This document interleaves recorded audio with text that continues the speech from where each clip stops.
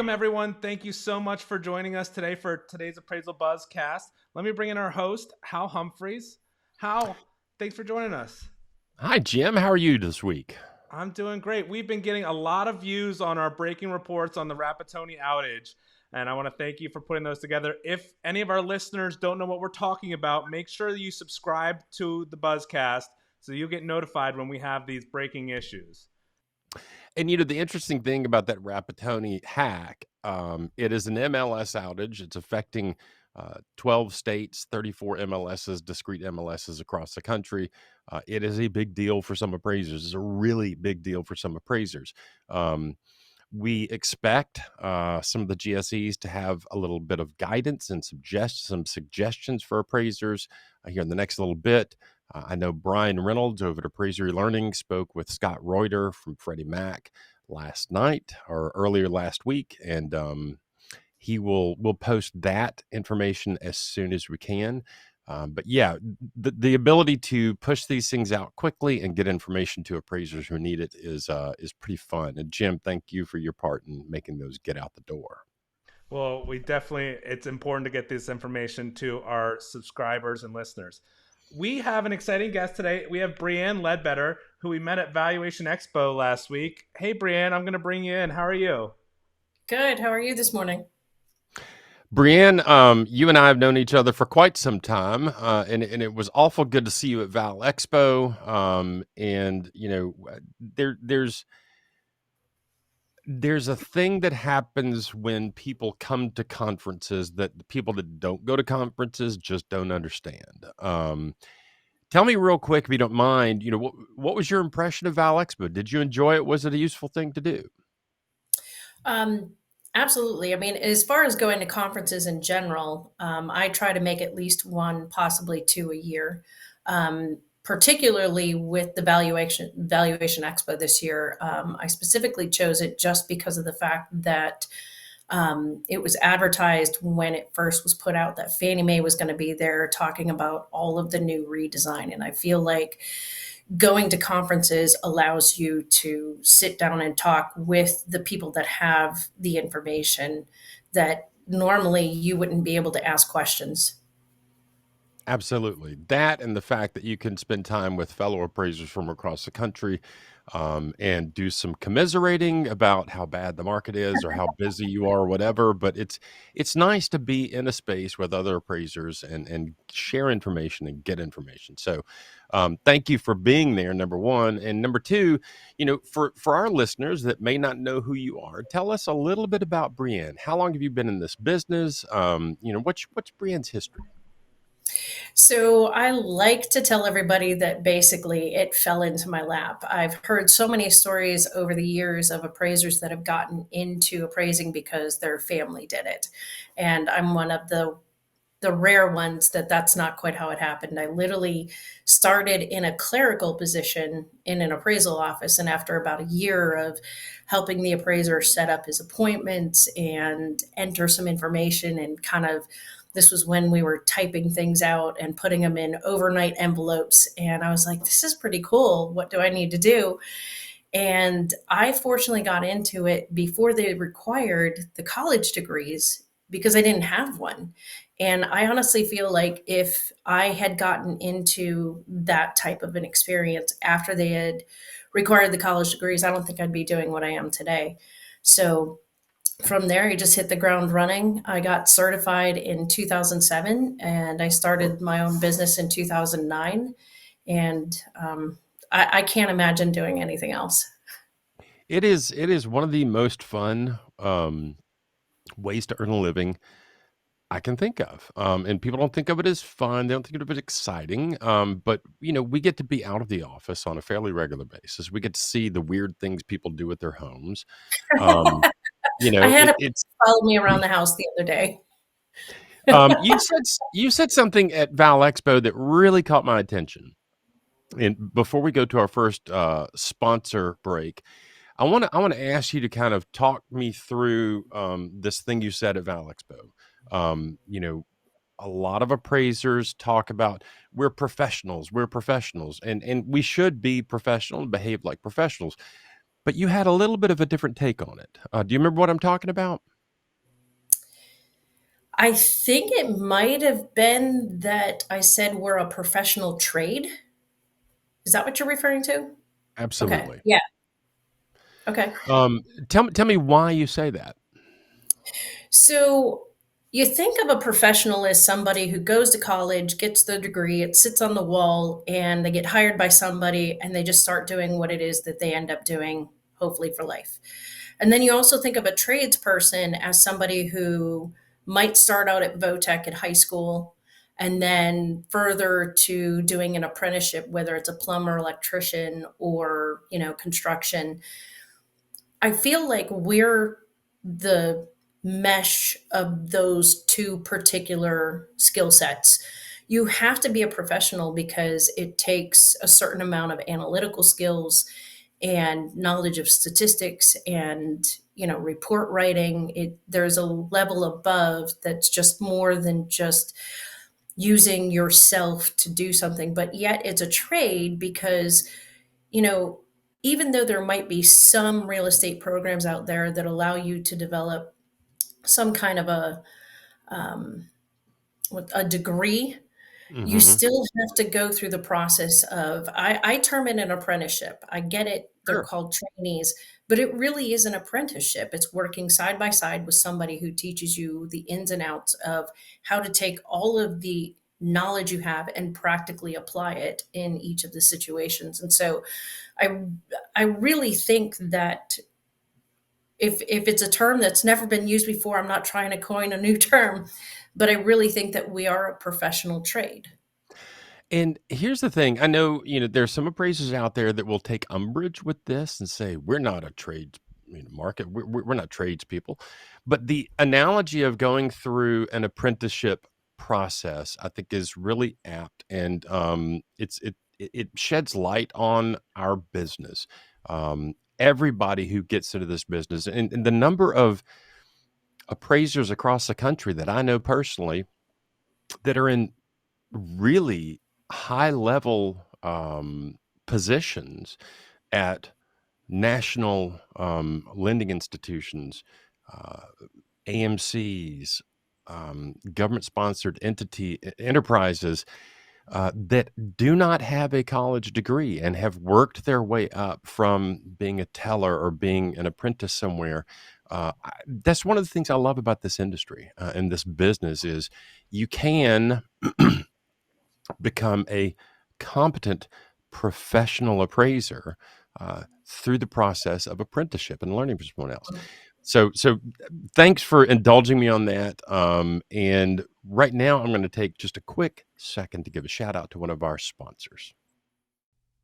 Since 1978, LIA Administrators and Insurance Services has been offering E&O insurance to valuation professionals. LIA applies superior customer service, exceptional liability education from Peter Christensen, and unparalleled claim defence managed by Claudia Gaglioni. LIA offers errors and omissions, commercial bonds, general liability, cyber liability, and real estate agents and brokers E&O. Visit liability.com or call 800 334 0652. You're listening to the Appraisal Buzz. I'm Hal Humphreys. Thank you for being here. I am tickled to be joined by Brianne Ledbetter. Brianne and I have known each other for quite some time. We've worked in mastermind groups together. We've seen each other at conferences over the years. Brianne, the thing I wanted to talk to you about, and this is primarily for the appraisers in our audience. There's a lot of anxiety out there in the world of appraisals about how do I get business? How do I do this thing? At times are slow. I wanted to talk to you about the difference between a firm model and a fee panel model. Does that make sense to you when I say those words? You might need to clarify slightly. I just want to make sure that I understand what you're talking about. Okay, so when I say those things, a fee panel model, I would see that as I am an appraiser and I'm out there getting on panels all over the country. A firm model would be I'm an appraiser and I'm either working in a firm under an appraiser in my firm, or I'm the appraiser who owns a firm and have 3 or 4 or 5 appraisers out there doing work for me. And I'm curious about the difference between those two models. So I've actually done it both ways. When I first started, just basically was by myself trying to get on as many vendor management companies as possible just to get work coming in. Um, my model's definitely very different from that now, where I have in the past. Right now, I don't have any actual appraisers on staff. Still trying to find one. It's hard, but I have had where I've had multiple trainees and appraisers on staff. Um, at this point, I'm just trying to have a well balanced model of private work, vendor work, direct lender work.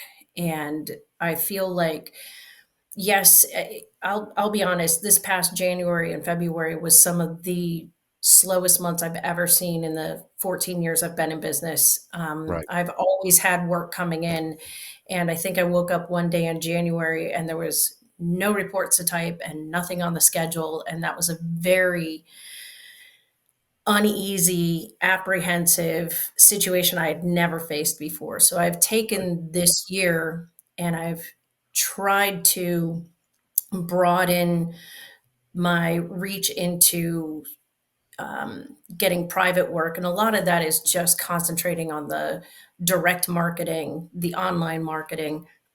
So, as far as owning a business and having other appraisers on staff, it's one of those things where, as you had said, there's a lot of consternation right now with kind of where things are going. I think the biggest concern is whether or not I can keep a volume up to be able to provide enough work for not only myself but anybody else.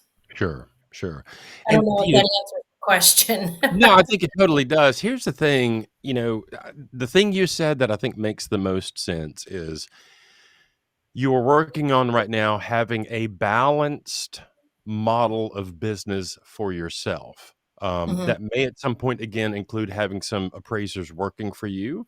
But the business coming in the door, um, a good balance of direct lender work, maybe some AMC work if you've got some AMCs that you really like to work with, and then private work. That kind of levels it out so that if you're totally on AMC fee panels and that's it, Mhm. right now you may be in a little bit of trouble. Yeah, I agree with that, especially because, around where I'm at, I'm located just east of Pittsburgh, Pennsylvania. We have very defined seasonality Hmm. where, school just started this week in most of our school districts. A lot of them, if not by next week, will totally be in school. And once that September, October hits, we see a huge drop off. And then with mortgage rates having gone up, I'll be honest, I'm a little concerned over a lot of the lender work when it comes to the October to March timeframe. So definitely been putting a lot of effort into that private work this year. I love it. That's really I think the idea of a balanced practice is kind of what you're talking about and what I think most people need to start looking towards.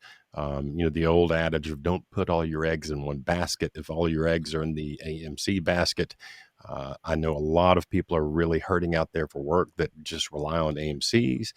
If you can spread that out to direct lenders and private work and other stuff like that, it can help with weathering the down cycles. Brianne, I'm going to take a real quick second and give a shout out to another one of our sponsors, and then we'll be right back. Did you know that NAN hosts quarterly discussions with our appraisal panel on bias, inclusion, equity, and diversity initiatives that impact the appraisal industry? The topic of bias in the appraisal world will remain at the forefront of legislative, agency, and lender priorities well into the future. At NAN, we believe that intentional bias is only a very small fraction of the underlying issue, and that outdated policies and regulations and unconscious bias are a far greater concern. It's our hope to work closely with the appraiser community as partners in an endeavor to improve processes and procedures and ensure equitable treatment for all valuations. Learn more by visiting nan-amc.com. Welcome back, everybody. You're listening to the Appraisal Buzz. I'm Hal Humphreys. I'm joined today by my good friend, Brianne Ledbetter.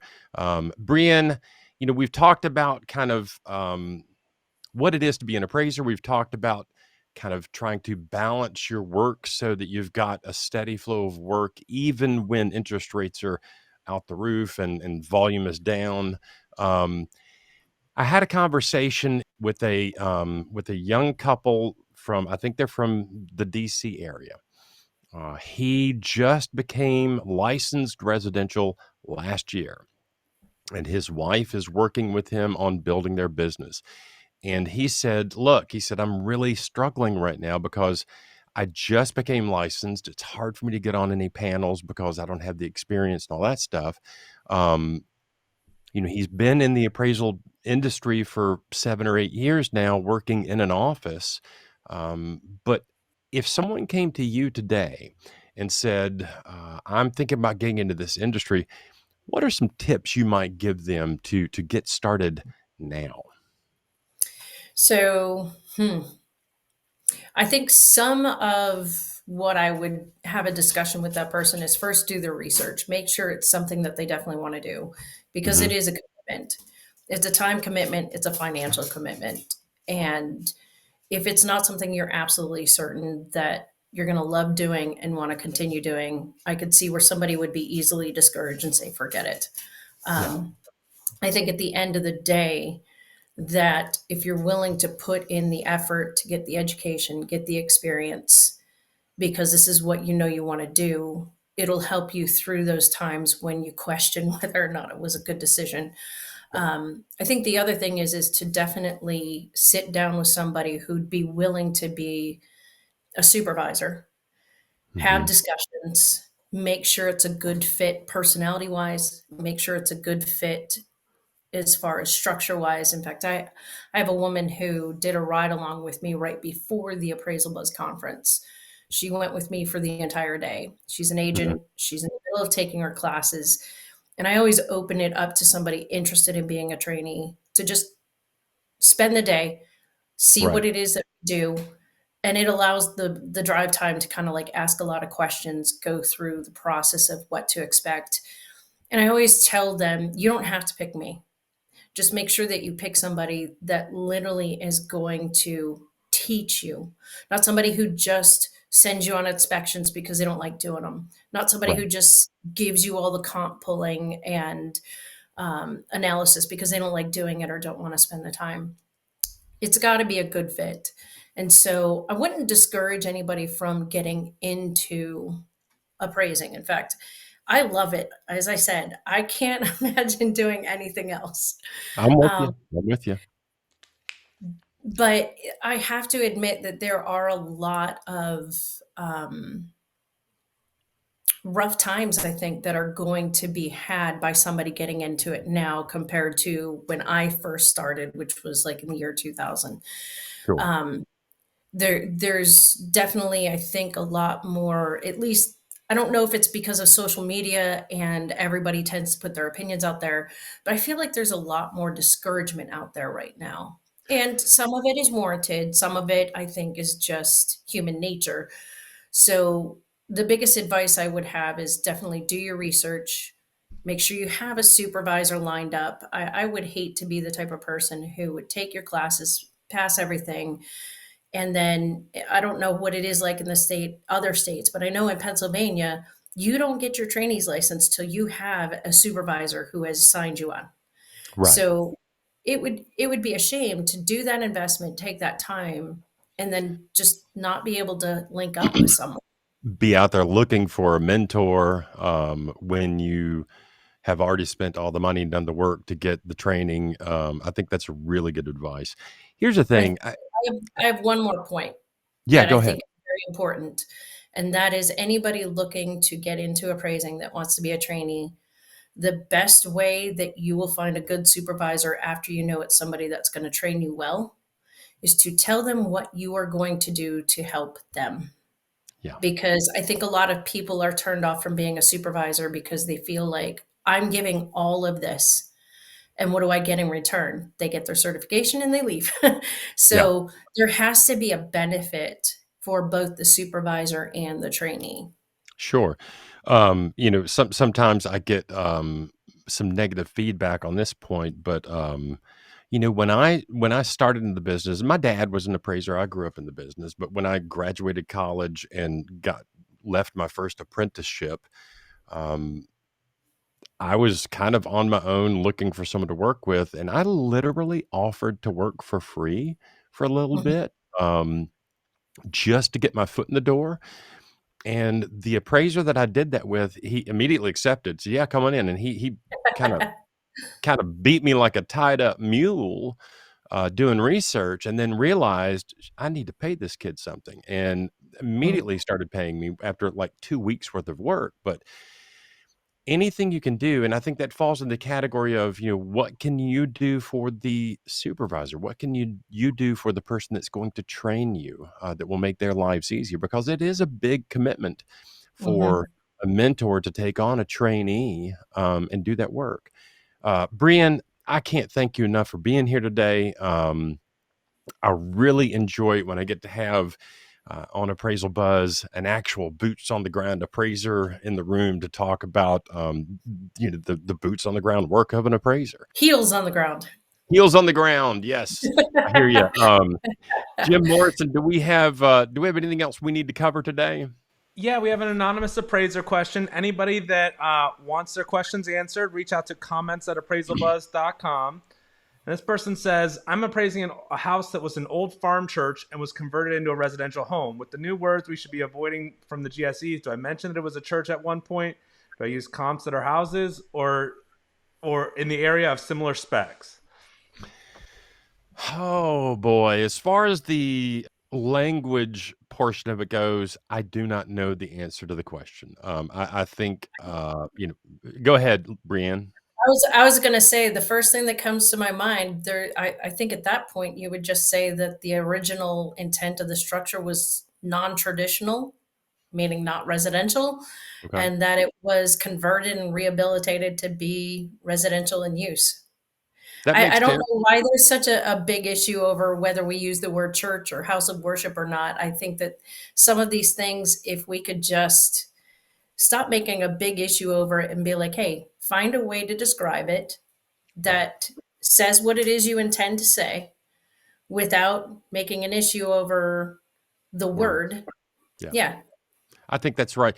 What I might say, to answer the question as directly as I can, what I might say is something along the lines of, and kind of rephrasing what Brianne said is, this structure was originally intended for a communal use. It has been adapted for residential use. And then as far as what I would use for comparables, I have worked on properties like this in the past. And what I usually do is try to find some other former religious facilities have been converted to houses.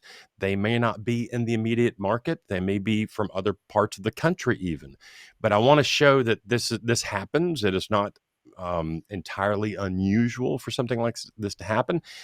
And then I would go back and focus on utility. Does the subject have similar utility to other residential properties in the area? And if you can compare similar utility to utility, I think you'll probably be okay. Does that make sense? Absolutely. And it doesn't even have to be a converted church building. It could be a converted barn. It could be a converted we've seen it all. Yeah, no doubt. So No doubt. All right. Well, Jim, did we do a decent job of answering that question? Yeah, I think you did a great job. I know there's a lot of situations like that. I even had my great aunt and uncle had an old farmhouse in St. Michael's, Maryland. So that just happens. Yeah, I love it. And to be honest with you, as an appraiser, I oftentimes will be, researching sales. And just last week, I was researching sales and pulled up the MLS for, a certain area in Nashville. And I'm scrolling through the sales and the listings. And I saw this listing for an old church building that's zoned residential. And I'm thinking in my mind, boy, that'd be cool to convert that to a house. And then I'm thinking in my mind as an appraiser, oh, boy, it's going to be hard to finance that. Yeah, those are the fun assignments for us appraisers. I think that's when you get to think about something and consider, some weirdnesses. That's when it gets to be really fun for me as an appraiser. Anything else we need to cover today? Nope, I think we've covered it all. Okay. Well, Jim, thank you for hosting again today. Brianne, I can't thank you enough for being here today. And for those of you out there listening to the Appraisal Buzz podcast, thank you. We're certainly glad you're here. For Brianne Ledbetter and Jim Morrison, I'm Hal Humphreys, and that is your Appraisal Buzzcast.